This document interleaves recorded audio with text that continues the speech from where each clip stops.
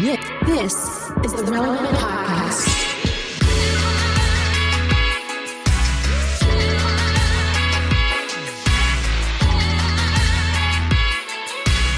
It's episode 1146, and it's the Relevant Podcast here in Orlando. I'm your host, Cameron Strang, and joining me from Loverland, Virginia, it's Jesse Carey. Hello, hello. From Nashville, it's our managing editor downtown, Emily Brown. Hey, y'all. Why did Derek say he couldn't be here today? He's traveling again. Actually, I think he's recording a music video. I don't know if I'm supposed to announce that, but breaking news. so maybe bleep that out. But Nope. He's doing something. And in LA, you know from Social Club Misfits, it's Marty. Going on. Why aren't you out shooting a music video right now? Isn't that what you guys do all day? I don't believe in music videos. This is a take. I want to hear this take, Marty. You shoot videos of you dancing It's around different. for social media and stuff. Okay, so the ROI on shooting a music video and posting it on Instagram or Twitter is such a waste of money. It's just no return on investment.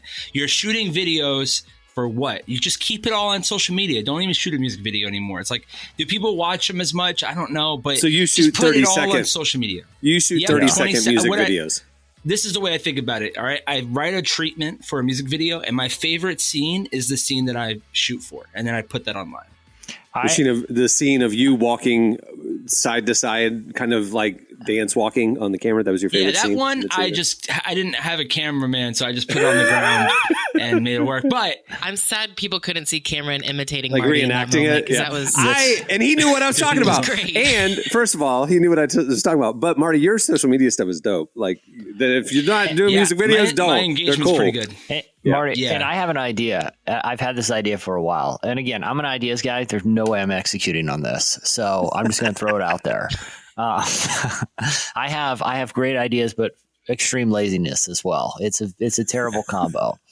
No, that's called successful. Yeah. I'm sorry. That's your You know your what a seven. think tank is? This is your Yeah. 7 Yeah. poking through. Yeah, You're an idea guy. All I right. lie awake in bed and channel my anxieties into just strange ideas. But what is it's interesting that your point that the reason you don't want to do the music videos is because the ROI. But I think there may be a solution for that soon. With what is it? Sora? What's the chat GTP? George Soros. That's it. That we get him involved. He can underwrite I this. know what thing. you're talking about. Yeah, no, They announced the new video chat GPT Sola? competitor. Sola, Something like yeah, that, something yeah. like that. Again, I've Yeah. done Right. ancillary research on this concept. Right. I don't have time. Well, I do. I just choose not to use it for actual productive things. But did you guys see the demo? How hyper realistic Yeah. And we all So jumped on Jesse- it. In our chat that you're in that you never participated in, Yeah. we were sharing those videos and jumping in and trying it out. Marty was the first one to try it. He told us. Yeah. So this is how crazy that has gotten. Tyler Perry saw that, and he was building $100 million studio and was like, I'm not doing that. I'll buy he's buying, like on Batman and on, they use it for the Mandalorian, that circular screen. Mhm. He's like, I could buy that for like $30 million. I don't need to buy a whole, like he has a whole studio in Atlanta. So he's like, I don't need to build it. I just make that and then I could AI it and that's it. And so, I mean, that's how much it's been changing.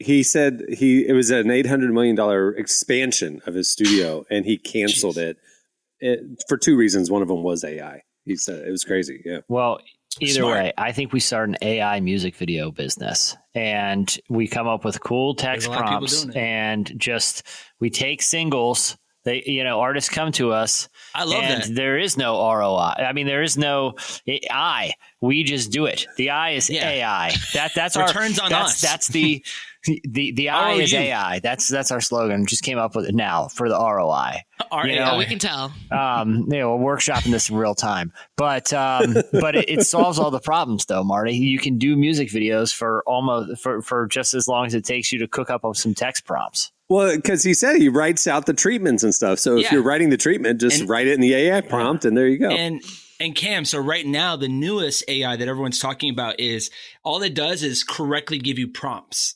That's the new AI that I've been seeing. So, we always struggle with prompts. So this one, you put it in and it'll be like, all right, here's specifically what you're looking for, what you're asking for. And this is what we could do. And so that's changing the game now. So it's making it I kind of easier. like the ambiguity of prompts. Like, I don't know if you guys have kicked around like Mid-Journey. Cool guy does skateboard. Yeah, but when you're on Mid-Journey, it's so generic. On Mid-Journey, there's a lot of like happy accidents. Like, oh, I didn't really say it was at sunset, but I'm glad that's how this is interpreted. You know what I mean? Like, I want my otherwise, I might as well just, like I said, I want to see what I want to see what it thinks I'm thinking. You know what I mean? Yeah. I mean, that's how we do all of our 100% of our editorial now is just we put it in and say, write an article people will click on. And then just see what it comes up with. Who knows? It's always fun. Yeah. Roll of the dice. It's a long. I don't like that joke. Emily's shaking her head. I'm like, Cam, look at her. She's no words. Just doing this. It doesn't need to be quote unquote true. It just clickable. That's all we care about is money. Yeah. Oh, but real talk, we were, I feel bad because we were supposed to record yesterday, but I had something come up and I was like on a Zoom conference call at the time of our normal recording. Right. And so thank you guys for the flexibility, by the way. No problem. And I'm in the call with some people that are also at my office with other people. And somebody from an adjacent office with a window facing the other direction said, hold on, I have to go. Some guy just ran in the parking lot and jumped under one of the cars here. And so I'm in right there. If someone's, I'm like, I'm sorry. And I what a crazy parking lot you guys have. Well, that's what I'm saying. I've been seeing, it's been getting crazy out here. I saw someone the other day. Saw two people walking together. I told you I saw a fight the other day. I saw someone out my window. Cameron's been to this office. I don't know what is going on out here lately. A beach whale showed up. There was a beach whale on Monday. Not outside your office, but like on the beach. I mean, I could see it from my office window. That's how big it was. Oh, wow. I could see. And I went down there. Oh, my gosh. I went down there. And this is a big whale, man. They had it hooked up to and there was a crowd. Is anyone here a marine biologist? Yeah. That's a Seinfeld reference. Well, dude, they had a whole crew out. It was like what I picture, like if there's like a UFO crash, like a special unit comes down, descends. They had people and they had matching jackets and they were dope jackets. And they said Stranding Response Squad. Okay, I don't know where these people come from. Right, their whole job is to be on a squad that mounts up when a whale gets either stranded or it's like a small town volunteer firefighters. They work at a diner. Yeah, I like to. In my mind, they flew in from somewhere. They helicoptered in. There's a stranding. SeaWorld. It's like the Paw Patrol. I feel like they're always on the go, like firefighters. They're sliding down the poles. Get in gear, guys. Get into action. Just running. But anyway, they had it hooked up to like a backhoe just to roll it over, and and they did an autopsy right on the beach. I was so tempted to come, and there was a big crowd. I was so tempted to make a sign that said "Free Whale Steaks" and had a sign because this Stranding Response Squads, they had these it was gruesome, but they had. You should have made a sign that said "Free Willy" and just be like acting like. How could they have done this? Yeah. No, you took 0 photos and sent any to the group chat. By the way, you didn't tell anybody all this stuff until today. I was saving it for the pod, and then so that happened on Monday and was awesome. And I went down and checked out this whale autopsy, whatever. It was cool. It's very cool. And then the other day, two people are walking down the sidewalk and they start yelling at each other. One pulls out what looks like an old extension cord and whips the other person. The other person runs away. That was cool. I saw that happen out the window. You're just drinking a cup of coffee, looking out the window. It's a beautiful day. Virginia Beach crime. Extension cord assault. Yeah, wow. But they appear to be friends, and I don't know, but it was a real whip. But they were, was it? Whoa. Well, it was a real. It wasn't like a friendly, get out of here. It was like, what transpired there? Catwoman. And then anyway, we're on the conference call, and the person slides under a car in the parking lot, and so I peek out the door, and I can see him looking out, And then I see on a parking lot rooftop, a cop with binoculars. And wait, like when Michael Scott got lost in Scranton and they had to go to the high point. Holly took them up to the high point to see the entire area, to see him walking around. And so then then one of my other coworkers goes out another door and sees a whole bunch of police just running. Now, I think I would have gone like this. He went that way and point it away. And then I'd go under the truck and be like, you have 5 minutes to get out of here, pal. Like, I bought you 5 minutes. It's a real one right there, Jesse. That's what I would have done. But the other... I think that's called aiding and abetting. I do think, yeah. You know, my legal knowledge extends to Legally Blonde, but I'm pretty sure that that's illegal. We don't know what we do until we don't even know what we're doing is illegal. We just live life. That's how me and Jesse live. Me and Marty had that outlaw spirit. I would let the guy go. I'd be like, I didn't see a thing. I was like, go that way. Hey, he went that way, man. Yeah, we had the outlaw stitches spirit. Get stitches, sure. But anyway, my coworkers say, he's right under the car.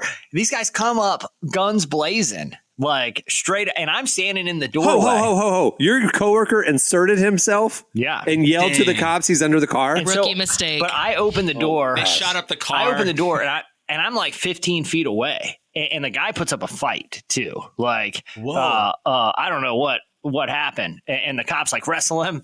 They throw him on a hood of a car, and the guy's freaking out. And I'm standing there in the doorway watching this. And people are like, get inside.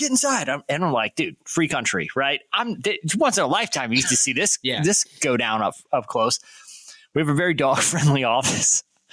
And I had the door open because I'm watching all this go down.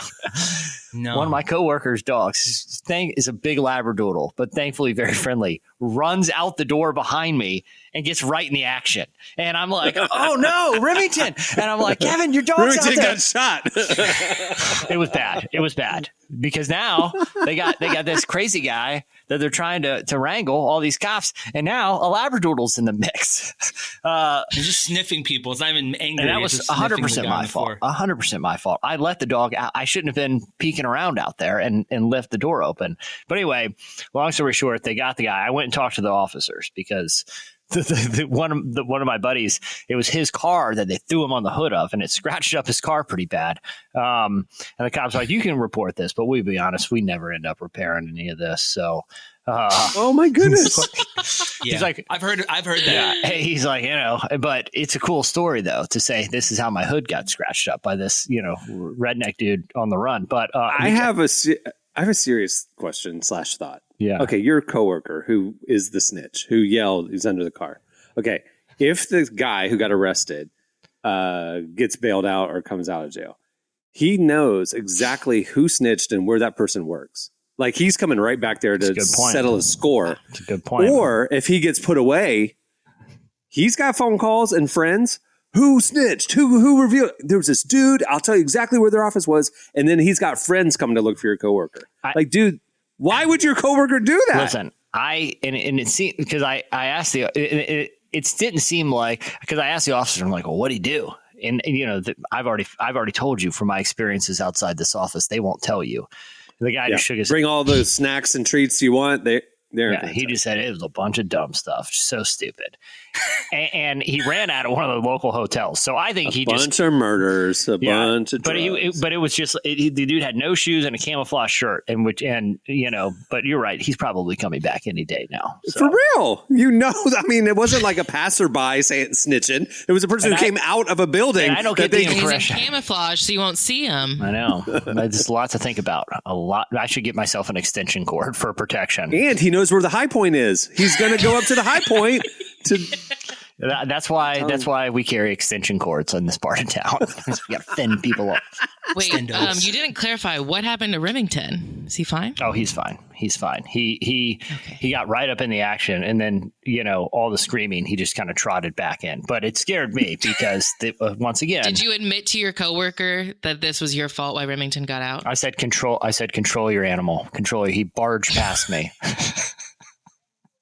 Wow. Smart. Yeah. Well, there you go. I didn't want to accept responsibility. Right before we got on, you said, I had something happen during, yesterday I was on a conference call. And somehow I thought you were going to say like Kevin Sorbo joined or like Kirk Cameron came out of nowhere on the call. Like I think you're going to have some weird story, not snitching on a criminal in your parking lot. I did not snitch. For the record, the record show. I just was all up in the action. and it was. Let the record show that person under the car was Kevin Sorbo. Yeah, it Kevin was. Sorbo.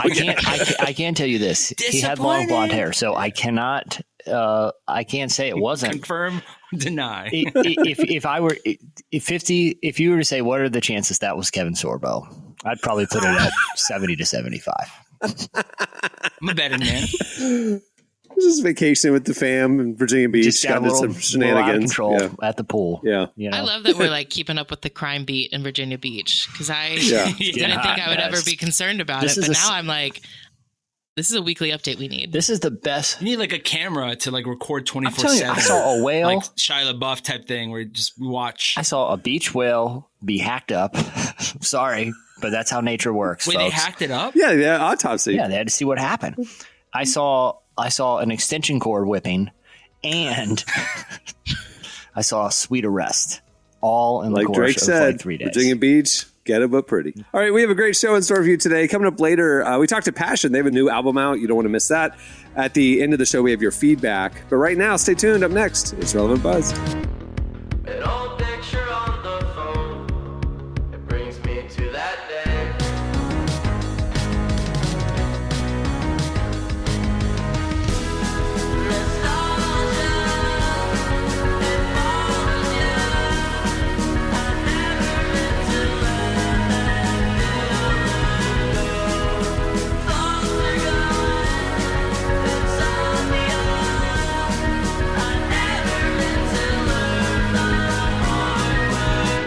You're listening to Yacht Club. The song is Nostalgia. Today's podcast is brought to you in part by Mercy Ships. Globally, 5 billion people lack access to surgical care. In sub-Saharan Africa, there's only one surgeon for every 200,000 people. Mercy Ships provides free, life-transforming surgeries for people who have little to no access to medical care. They help the blind see, straighten twisted limbs, remove deadly tumors, treat cleft conditions, and so much more. With state-of-the-art hospital ships, they provide safe surgery to children and adults living with treatable conditions, and it's completely free of charge. They do all this work with an all-volunteer crew of professionals who donate their time and talents. Surgeons, stewards, nurses, engineers, and more make the world a better place. Your donation today provides free, safe surgeries to people in desperate need of help. All gifts are matched, so please donate today at mercyships.org/relevant. Okay, it's time for Relevant Buzz. Tell us what's happening at the intersection of faith and culture this week, Emily. Well, Liberty University has been in the news this week, and not for a great reason. Hold on, question. Has Liberty University ever been in the news for a great reason in the last 5 years? Yeah, they won the girls' basketball team. Didn't they win something? They had a couple big That was it. sports wins, I think. Okay. And then the girl left. I was just checking. Okay. Go ahead. Well, unfortunately, we're not talking about their sports. We're talking about the university in general. The university has agreed to pay a record-setting $14 million fine after the Department of Education reviewed its poor handling of campus safety for violating the Clery Act, which requires colleges to maintain campus safety in a variety of ways. Liberty violated that in, quite honestly, a lot of ways. There's a 100-page document if you are really curious about exactly what they did. But it ranges from things like underreporting crimes, not getting accurate information out to students, to things like, which I would say is the most egregious, creating what's they're calling a culture of fear that discouraged sexual assault victims from coming forward and reporting crimes. Yeah. Okay, I have a question. It says record setting. Is it like 14.1 million record setting and the other previous record was 13.5 or what talk to me about degrees of contrast here. How egregious is this fine for neglect or whatever? Yeah, that is a great question because I thought that too. So this is now the highest fine. I'll go third highest fine was 2.4 million against Penn State in 2016 for their role in the Jerry Sandusky scandal. Oh my God. That? Yeah. That was 2.5? That was 2.4. Yeah. Okay. The second highest fine was against Michigan State University in 2019 for 4.5 million. That was for the Larry Nassar case. For 4.5 million. Hold on. Systemic national news, systemic cover-ups of faculty sexual abuse against students and employees. Long term, got 2.4 and 4.5 million, and Liberty got 14 million. 14. Triple. Yeah. Oh my gosh. Wow. Yeah. Oh my gosh. So this isn't like technical violations. They didn't hang the students' rights poster in the student union at the right height or whatever. This is like something nefarious and serious has been happening for a while. Yes. Yeah. This is like unprecedented kind of record fine. Like it is very much it is a huge deal.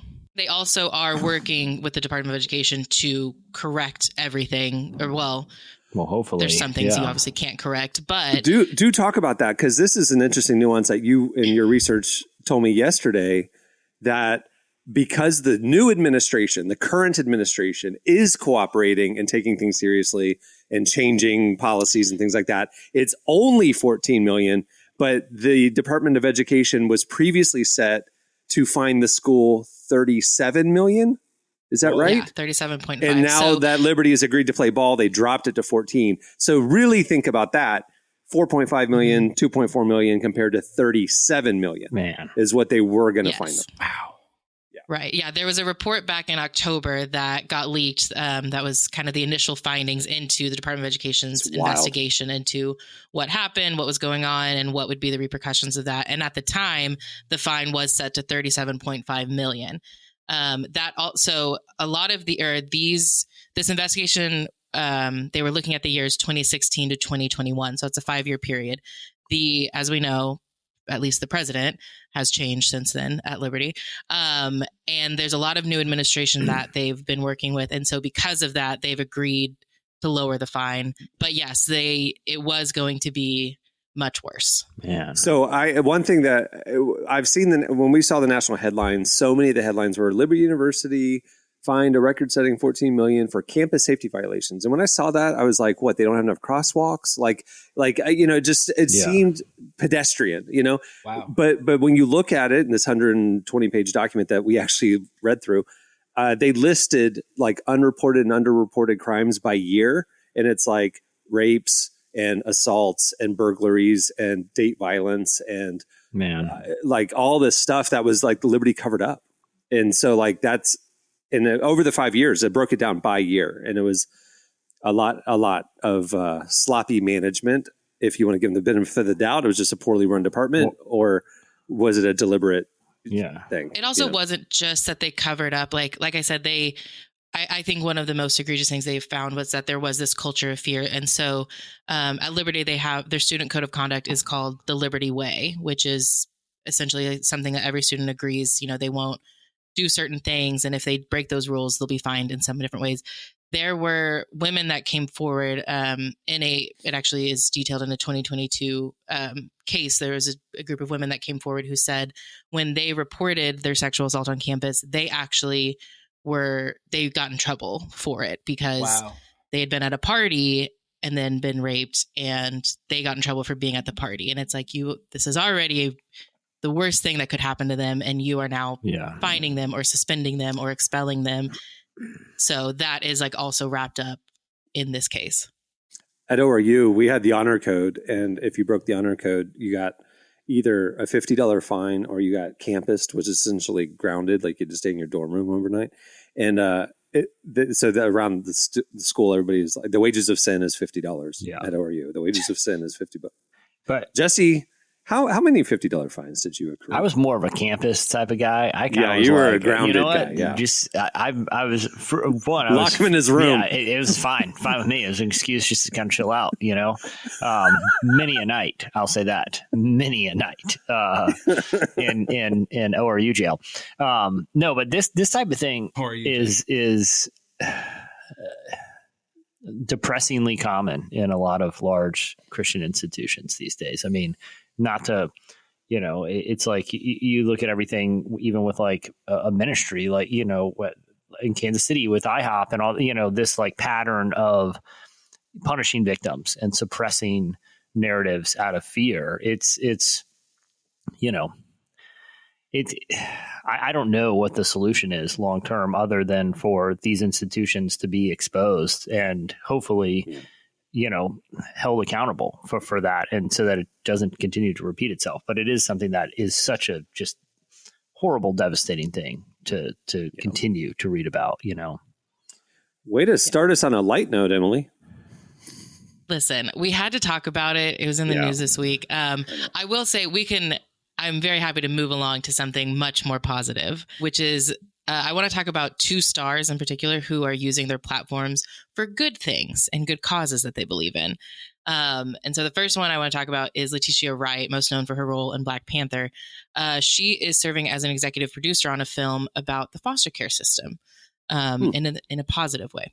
So the film is it tells a true story of 22 families from a small East Texas church who adopted 77 of the most, quote, difficult to place children. And in doing so, they actually kind of started this national movement that helped make a lot of really big changes within the foster care and adoption community. And so I love that Letitia is kind of lending her name to this and making it more known, getting it out there, and just shining light on something that I would hope is near and dear to our heart. We don't know. We know she's exec producer. She's in the trailer. We know that. So she's in the documentary and stuff. So it's really cool that she's taking up that cause. Yeah. I also like that she's a part of it because the name of the film is Possum Trot, which is the name of the town where this happened. It's not a good brand. It's not name. I feel like they need to workshop that a little. I feel like maybe that's a working title. I agree. But that sounds like should be. Yeah. It sounds like if I went into either a hootenanny or a hoedown, either one, they'd be like, all right, everyone, it's time for the old possum trot. Hit it, boys. Yeah, it sounds like a dance at the hootenanny. Yeah. Like everybody lines up and does the possum trot. And the guy whose whole job is to blow on the jug, Yeah. I mean, this is his moment. I mean, that's like the beat drop on that. Jesse made country bars sound like the Country Bear Jamboree from Disney. Like I was just thinking that. It was like the Wilderness Hotel. The one guy's like, whoo. Well, that's because they don't do the possum trot at like Nashville, Broadway bars. They do this in like places that that's are a like Deep East Texas. Yeah, this is like out of a barn with like a barrel fire in the middle. Andy Griffith is playing the guitar. Exactly. Marty, I want to hear at some point though a real song I feel like you need like a songwriter challenge with the with the jug. Yeah. I think I can make that happen for sure. Listen, Beyonce drops one country song and all the urban producers are doing hootenannies now. Everybody's wearing cowboy hats. Don't get me started on Beyonce's country song because I think it's great. I think it's so good. Obviously, I'm from Texas, so I'm biased, but like Pharrell's going to the Louis Vuitton show wearing a cowboy hat, and cowboy jeans, and cowboy boots. I'm like, what's going on? Marty, I want the take. I want to hear the musician take on this moment that we're in right now. Okay. She knows how to make money. I just don't think the song is a well-written song.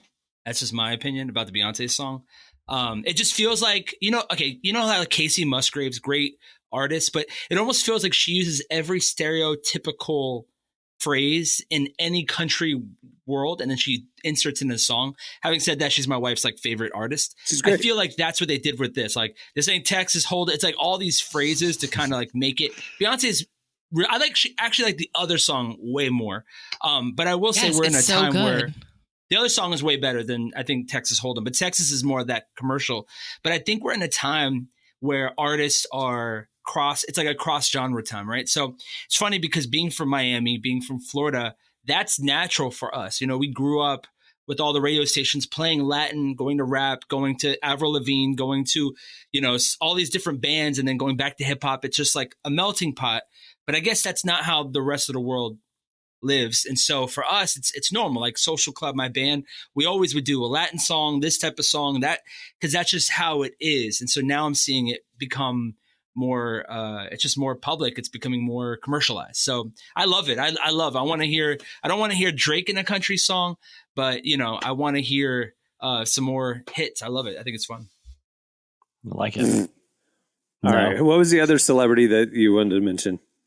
I want to talk about Tim Tebow actually, because he spoke in front of a House Judiciary Committee on Wednesday advocating for victims of child sex abuse. And you might be thinking, why is a former NFL player talking to Congress about this? It's because he is the head of the Tim Tebow Foundation, which works directly with rescuing victims of child sex abuse. And so in this speech, he spoke on behalf of the victims, kind of sharing his heart behind it and the foundation's purpose. But he specifically is pushing for a bill that would create a rescue team dedicated to helping child sex abuse victims, both in the U.S. and around the world, and making sure that team had adequate resources. And I actually want to read this one quote from his speech. If our government can afford to have a dead whale rescue team on call with matching jackets, I think we can do this. Yeah.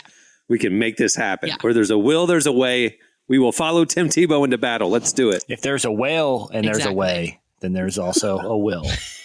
Oh, well. Yes. That's actually the motto of the whale rescue team. It's very confusing. Where there's a whale, there's a way. Is that what the jacket said? Where there's a whale, there's a way? Kind of like a motorcycle gang? That's what the van they drove up and said. And it was shaped like an orca. It looked like a SeaWorld van. It was like painted like black and white and stuff. That's right. And they all just jumped out of the back. Horn, there's actually like water that comes out of the top. It was like a clown car. There was like 30 of them in there. That's the belly of the whale. Okay, what were you going to say? You were going to read a quote from Tim or something. Oh, well, yeah. Well, okay. Your point about like, if we can have a whale rescue team, why can't we have this? That is honestly kind of, he sort of makes that point, not about the whales. He says that would have been really random if at Congress he made the case about the Virginia beached whale had a rescue team. I will say it would have made a lot more headlines, probably. No, he said, I've had the privilege to play for a lot of sports in my life, and almost all of them have had incredible resources to give us a better chance at winning the game. Something that ultimately, as much as we care about, doesn't matter. Why would we not give as much, if not more, resources to the frontline heroes that are going after the most vulnerable boys and girls on the planet? Heck yeah. And again, I just love that like he and Letitia Wright are like using their star power to shine a light on things that we actually should be caring about. Not that the whales aren't important, but I think they're it's already okay stranded. if we talk about. By the time the team shows up, they're already beached. That's my thing. It's not a goner. Out there preventing it. It's too late. Yeah, it's not a It's whale cleanup squad. crew. Yeah, that's what it is. The cleanup squad. I just want to know why they had to do the autopsy on the beach. Like, could they not? Well, they had a huge dump truck out there, and it was very clear they weren't moving this thing, and so I think they didn't have it. I'll be honest with you. I'm watching that Skinwalker Ranch documentary. Or show or whatever. Jesse got me into watching it right now too. and a cow just dropped mutilation in the field. Yeah. No. Just dropped dead. Dropped dead. It was a big mystery in the first season. And basically they found out they had to leave it there and they had to come do a field autopsy, Emily. And that's what you do with these large animals. And it turned out he got literally scared to death. Like he had this major fright and it like locked up and he got like instant pneumonia and just dropped dead. He was healthy in the morning and dead in the afternoon.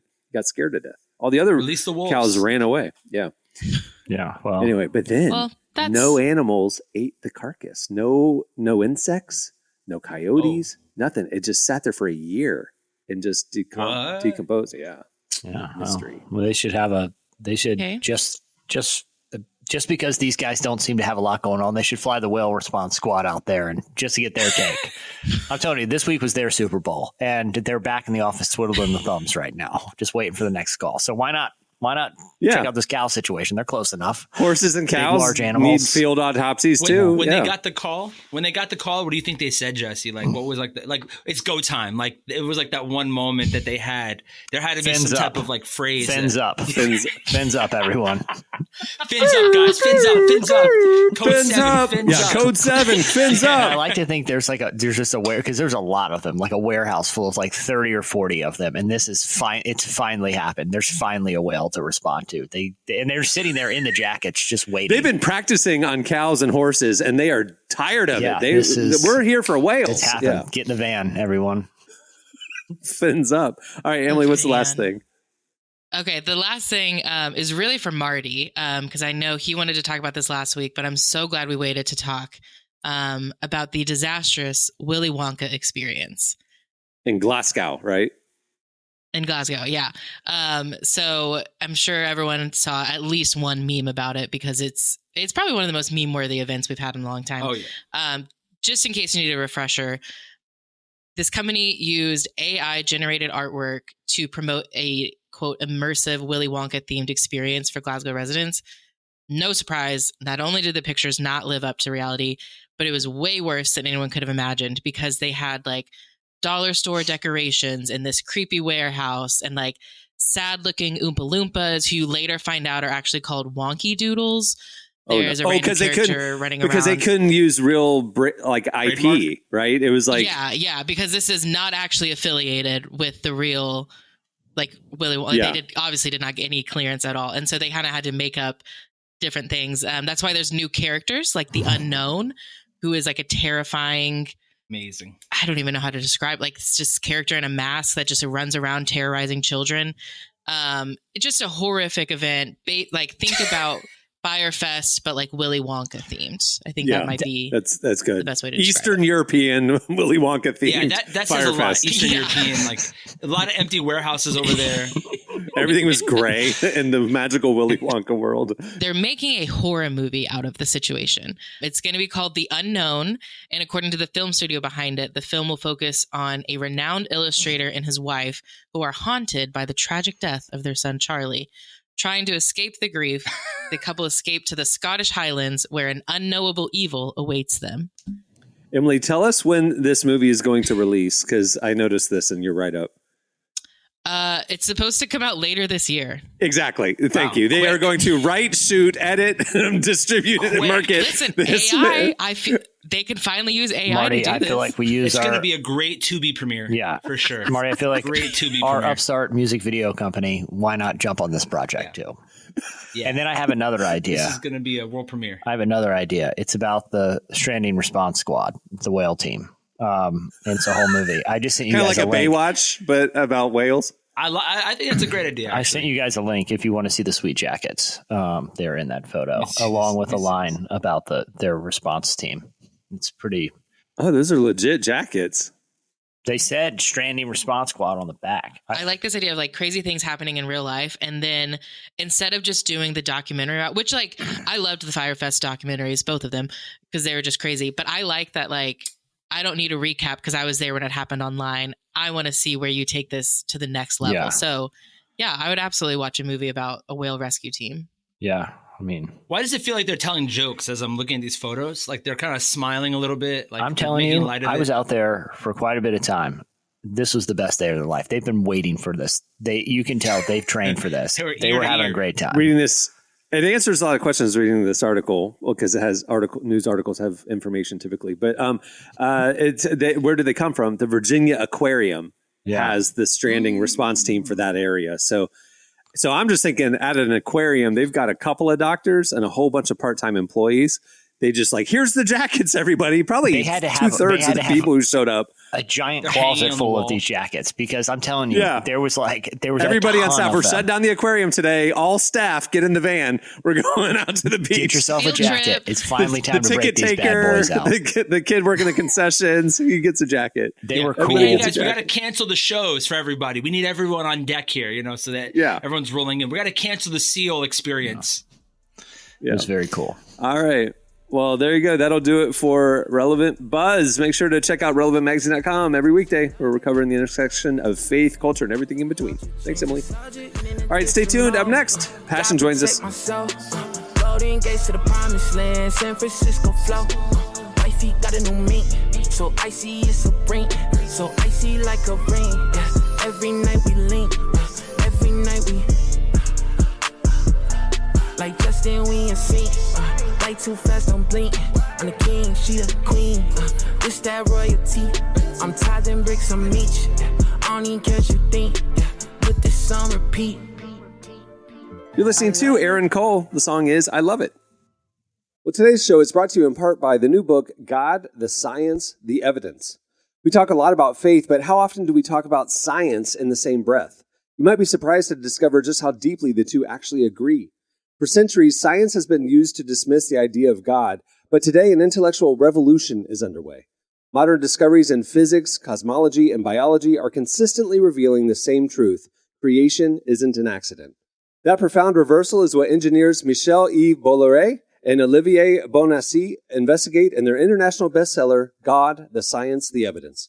This book is a rigorous, evidence-based critique of materialism inviting you to explore over a dozen scientific, philosophical, and historical domains. It shows that what was once seemed impossible, that science could point to a creator, is now supported by a vast and convergent body of evidence. With over 400,000 copies sold in Europe, this book is sparking a global debate. It's thoughtful, fascinating, and a powerful reminder that reason itself affirms the existence of God. Learn more and find out where you can purchase your copy today by visiting godthesciencetheevidence.com. Well, our guest today is Passion. They're the worship collective from Passion City Church in Atlanta, and they just released their new album, Call on Heaven, which they recorded live at this year's huge Passion Conference. We talked with worship leader Kristian Stanfill about how this album represents the purpose of Passion Conference and how God is moving in the lives of college students today. Here is our conversation with Passion.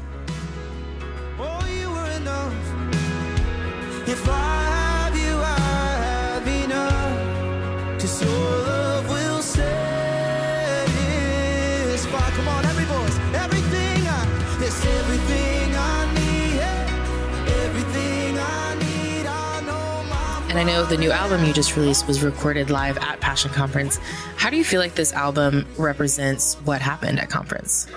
Well, it was recorded live at the Benz with all these students there. And so what you hear is what happened at the conference, which is, it's beautiful. And so if you were there, you're going to relive all these moments, which is really cool. You can listen to these songs and go, I remember when that happened. I remember when they sang this. I remember when this happened. So that'll be really cool for people to relive it. But even if you weren't there, you're going to hear what happened. You're going to be able to feel the power and the presence of God coming off of these songs and these recordings. Just to hear the sound of a generation singing to God and calling on heaven for their generation and for the whole world. It's a pretty emotional thing. It's a pretty moving, stirring thing to hear and to behold. So, that's what you hear. The thing that I love about our team, our Six Steps team, is we're always recording, but we never make the recording the main story. We're always capturing, and there's a lot of work that goes into it. I'm not trying to minimize that. There's a lot of work, a lot of planning, a lot of preparing that happens, but we're not talking about it throughout the whole conference. Let's just go with God. Let's just lead the people. Let's let God lead us. And at the end of it all, let's see what we got. Let's go back to those moments and go, let's just pull up that recording and listen. And so what you hear is not really us like scripting a recording or scripting a live album. It's just the sound of what God did at Mercedes-Benz Stadium in that moment in a generation. So really happy that it's out, really happy people will hear it. There are still moments that I can't listen to without weeping. It's just as beautiful.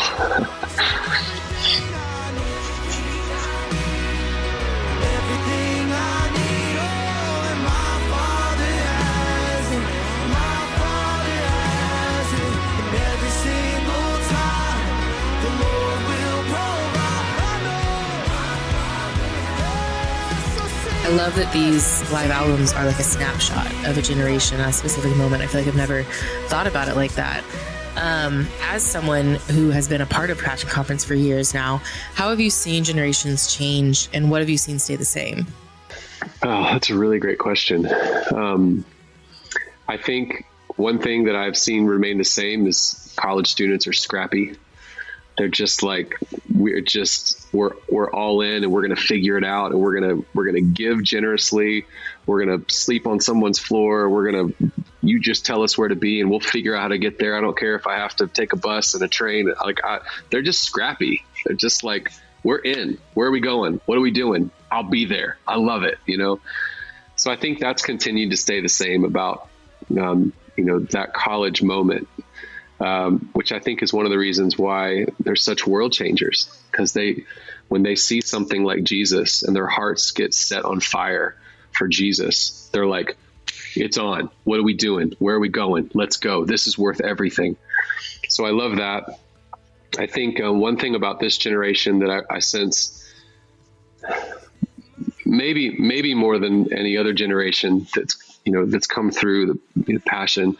It's just a desire for something real, a desire for something that they can really build their lives on. I think when you look around, we see deception on a mass level. Truth is relative. Everybody has an authority on something, and they're just going like, it's just chaos out there. It is wild out there in the world today. I need something that's real. Give me something I can anchor into that's not going to shake, that's not going to go away tomorrow. I need something authentic. And Jesus is it. He is the way. He is the truth. He is the life. Nobody comes to the Father except through him. And so when we hold up that banner, when we throw that flag up and go, come to Jesus, he is what you're looking for. And they can sense that, not just on us, but also God is validating that. When they get in the room, he's going, I am it. I am what you're looking for. The search is over. If you've been looking for something real, here I am. So I think that's another marker of this generation, just a desire for something real. And then I do sense a moment is happening right now, a moment in time where this generation, but I also feel like maybe globally, just together, the church is hungry and desperate to see God move right now on the earth. And we're experiencing it here in Atlanta at Passion City Church. We experienced it at Passion. I'm experiencing it in my own family, my kids, my life, my wife. It's not emotional hype. God is moving and stirring and preparing his bride for something right now that I don't want to miss. We don't want to miss. And so this generation they're not excluded from that. They came in like, we are here to meet with God. We want to see his face. We want to hear his voice. We want to sing his praise. We want to know his word. We are here for it. So it's pretty cool when you get that many people who are hungry and desperate for God in one place, man. He finds those people. He finds those moments, and he moves.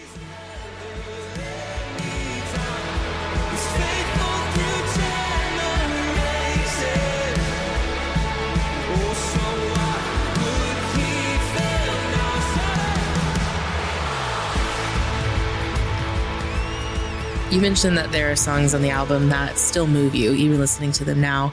I'm just curious, what are some of those songs? There's a song, it's the very first song on the record called He Who Is to Come that I worked on with Cody Carnes and Sean Curran. And from the moment we wrote this song last summer, our hearts were just wrecked by the truth in this song. It's a song that clearly establishes Jesus as king. It establishes his kingdom as the kingdom. And it's here now, but it's also coming. So Jesus is coming again to make all things new. Everything that's broken will be made whole. Everything that's wrong will be made right. We have that to look forward to, but it also gives us a hope today. So we have this coming kingdom to look forward to, but that gives us confidence today. Jesus is king currently.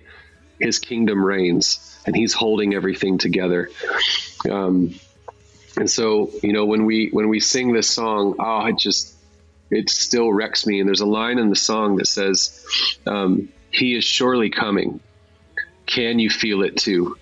All this tension getting stronger. It's just a sign he's getting closer. He's already on the move. And I don't know anybody on planet Earth that wouldn't resonate with that feeling. Even if you're not a Jesus person, you feel the tension. What is that tension that I feel? Something's not right. Something's not as it should be. And that thing that you feel is, it's like the kingdom of God and the kingdom of this world, just like going, oh man, it's like groaning. It's not as it should be yet, but it will be. One day it will be. And so to stand in that moment, to sing about the tension, and then in the very next line, it says, the story has been written. We all know how it ends. My future has an anchor. My eyes are on the Savior. He's coming back again. So we can acknowledge the tension, but then the hope. But I know how it ends. I know what the future looks like. His kingdom is coming. New heaven, new earth. That's what we have to look forward to.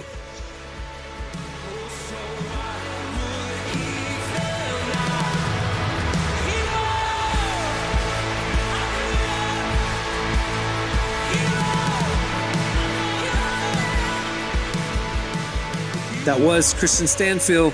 Make sure to check out Passion's new album, Call on Heaven. It just came out this week. All right, stay tuned. Up next, it's your feedback.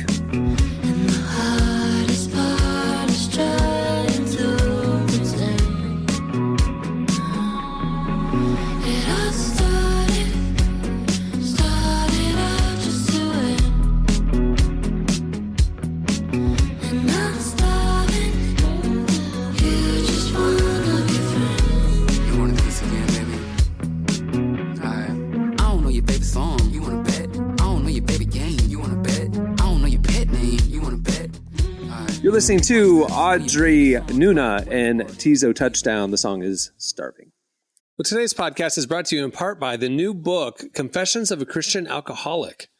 Author Jonathan Seidel knows firsthand how even believers can get stuck in shame and destructive habits, especially when it comes to one of society's biggest obsessions, alcohol.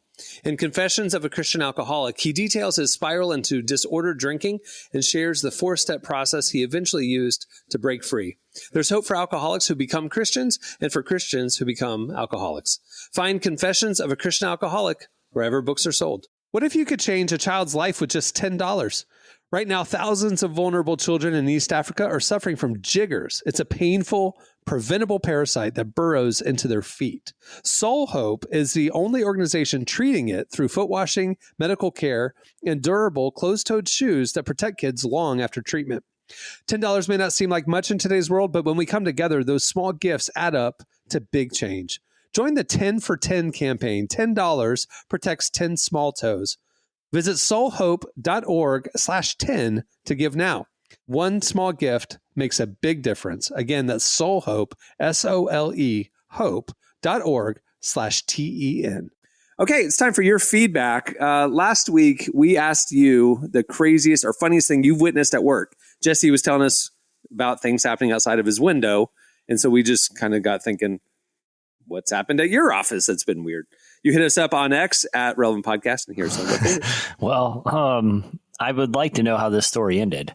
Yeah, all of them are very open-ended. I gotta say that. But this is from Ryplane, who said, in college, I worked at a shoe store. One time I had an elderly woman tell me it was her 80th birthday before asking me to feel her feet. She then demanded, no, feel them. What'd you do here, man? Why? He's really left us hanging. She's trying to cop a free massage down there? Yeah. Like, what's going on? Like a waterbed. Or like basketball. Or it's like all crusty, like all the bunions and corns and stuff. Felt like a rubber basketball. Here's one from Ross. One time accidentally called 911 from work phone and didn't realize it. I hopped on the call right after, so it went to voicemail. When they called back, wow, I just read that sentence like an idiot. All right. One time accidentally called 911. You added punctuation. I started adding commas and stuff because the hair got in my eye. He did a hard period halfway through. One time accidentally. It's just a run-on sentence here, Ross. One time accidentally called 911 from work phone and didn't realize it. I hopped on the call right after, so it went to voicemail. When they called back, they ended up sending a few cop cars to the office, and I had to explain everything to them in front of everyone at work. That sounds like a great day. That sounds fun, honestly. Ryan started the fire. It's one of those things that kind of separates the monotony of the day. Yeah. No harm, no foul. Cameron, didn't your phone accidentally start calling 911 the other day when we were on the phone? Yeah. You were talking. Oh, wow. I always have you on speakerphone, and you were talking. It was you were. Okay, y'all, I've gotten her into 30 Rock, and if you've watched 30 Rock, there's this part where this kind of like through line throughout it where like Tina Fey lives alone, in her 30s in New York, and she thinks about like dying alone in her apartment, like if I choke on a chicken sandwich or something and like nobody would be there to save me, and it becomes a thing. And so Emily asked me just randomly a few days ago, like, Cameron, you live alone. Do you ever think about dying alone? Like a tragic thing, nobody would find you. Nobody would be there to help.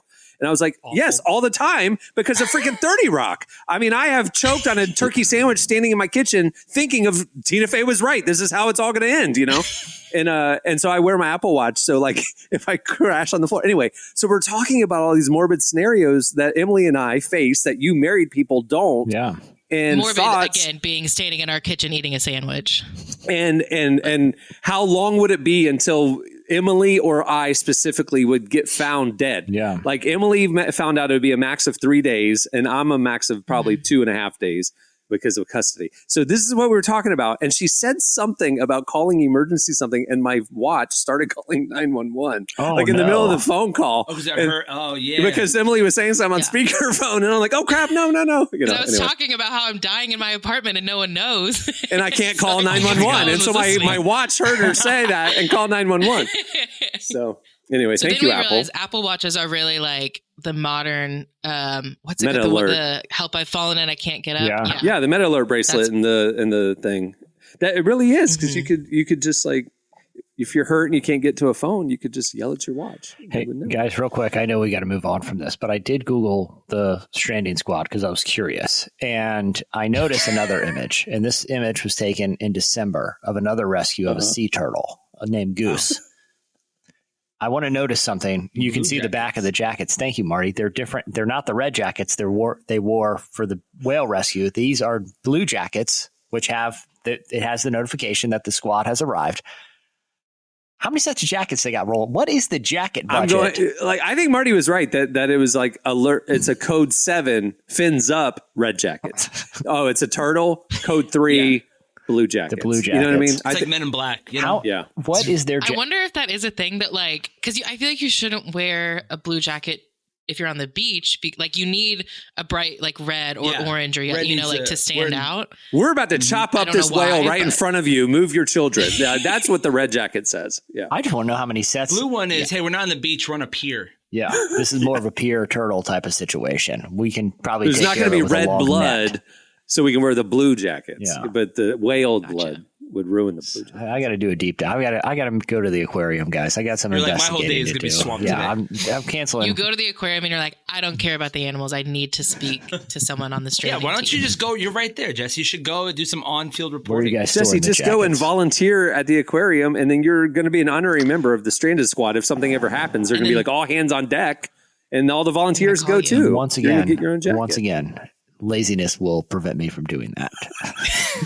Sounds like a lot of work. Maybe you can apply online and just say, "Here's my jacket size." Go on like Etsy, maybe. An option. Yeah, I noticed there's no form. There's no field for jacket size. I'll take a large. It's all about experience and salary requirements. No, I just want to tell you my jacket size. You're like Leonardo DiCaprio in Catch Me If You Can, where he's trying to get the pilot jacket. He's like, I don't have my. He's like, don't worry, this happens all the time. It's a whole room full of suits, and that's where you're like, different colored jackets. This one's neon. Start finding other colors. Okay, you just go down to the aquarium and pretend to be a high school reporter writing a paper for your school paper, or writing an article for your school paper. Creepy at all. Yeah, exactly. All right. Well, there's more feedback where that came from. Go check it out on our socials. Okay, it's time for this week's editorial question of the week. Hey. All right. So a few minutes ago, we were just talking about the fact that Italy, because of Tina Fey, thanks a lot, Tina Fey, has put an irrational fear, maybe not irrational, but hopefully irrational fear into our heads that if you live alone, you're going to die alone and nobody will know for 2 to 3 days. So we want to know, what's your irrational fear, or the thing you think about when you fly, when you're driving somewhere, or you're just out in public, the thing you're looking for the exits. You're always like, what's the thing that something happened and put it in your brain and you can't stop thinking about it? It's been your whole life now. Tell us your irrational fear. Hit us up on Twitter at Relevant Podcast, and we will read our favorites on next week's show. This is going to be such a comforting conversation because it'll add to my already list of irrational fears. Yeah, I have mine is for a certain felon to come pay my office a visit because he was with no shoes. I guarantee you, from now on, when you walk out and you're walking to your parking lot, you're going to look under the cars and you're going to look up at the high point of the parking garage. Smart. To see if anybody's looking with binoculars. I'm very concerned about a visit from Kevin Sorbo. Let's just say that. top. If you have one of It's top of my concerns. your cool jackets on, though, they'll know not to mess with Yeah, someone you're from official. the whale squad. Because they roll deep. They roll deep. It's like the mafia. You mess with one of us, you're messing with all of us. The whole squad. Oh my gosh. It's like that dude was part of a biker gang. You're part of the whale squad, and there's a showdown in the street between. Yeah, we bring harpoons to a gunfight. Bring it. The sharks and the jets for real. You bring harpoons to a gunfight. It's one shot, and they take a long time to reload. But you don't want to be on the receiving end. Trust me. It's got that big long rope so you can pull your victim back over to you.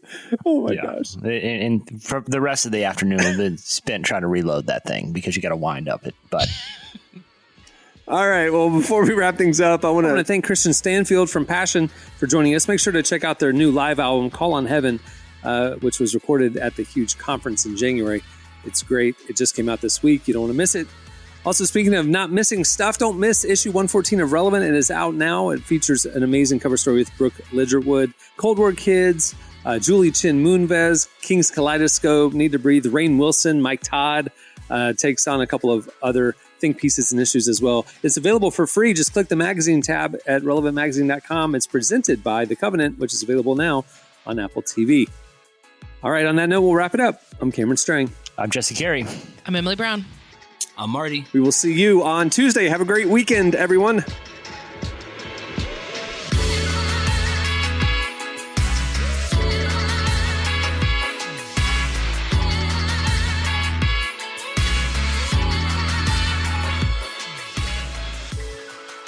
Thanks for listening to the Relevant Podcast. Check out our features, interviews, and news updates every day at relevantmagazine.com. And make sure to follow Relevant on Facebook, Twitter, and Instagram for the latest. For more great podcasts, browse the shows on the Relevant Podcast Network, which you can find at our site. And while you're there, don't miss the all-new era of Relevant Magazine. A new issue releases every other month at relevantmagazine.com.